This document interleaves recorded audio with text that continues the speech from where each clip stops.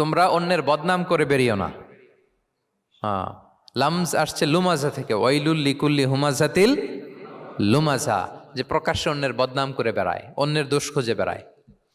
একদল লোক আছে দেখবেন শুধু অন্যের দোষ খোঁজে, নিজের দিকে আঙ্গুল যায় না।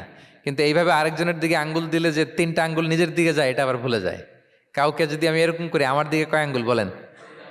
এই 3টা কার দিকে? আর আরেকজনের দিকে 1 আঙ্গুল। তো কাউকে কিছু বলার আগে 3বার নিজেরটা ভাববেন যে নিজে কি করেন। ওলা তাল মিজাং, অন্যের বদনাম করো না, প্রকাশ্যে অন্যের দোষ খোঁজো না।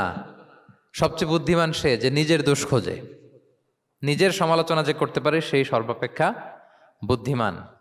কিন্তু আমরা একদল আছি শুধু সমালোচনা, ওর এই সমস্যা, ওর এইটা, ওর ওর মানে তার দায়িত্ব হচ্ছে সবার সমস্যা বের করা। এরকম দায়িত্বপ্রাপ্ত কিছু লোক আছে না? নাই? সবাই না, এগুলো থেকে আমাদের বেরিয়ে আসতে হবে। অন্যের দোষ খোঁজা বাদ দিতে হবে। দোষ খুঁজলে নিজের দোষ খুঁজতে হবে। আমরা আত্মসমালোচনা করবো। খেয়াল রাখবেন, সবচেয়ে ভালো হচ্ছে আত্মসমালোচনা। সবচেয়ে ভালো কি?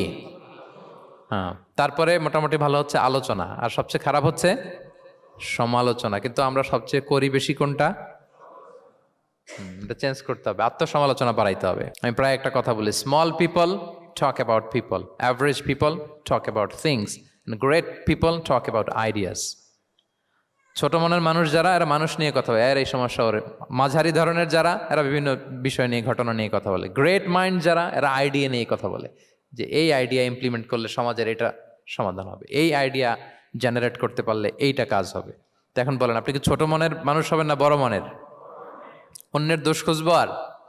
তাহলে কারটা খুঁজবো? ইনশাল্লাহ বলেন সবাই।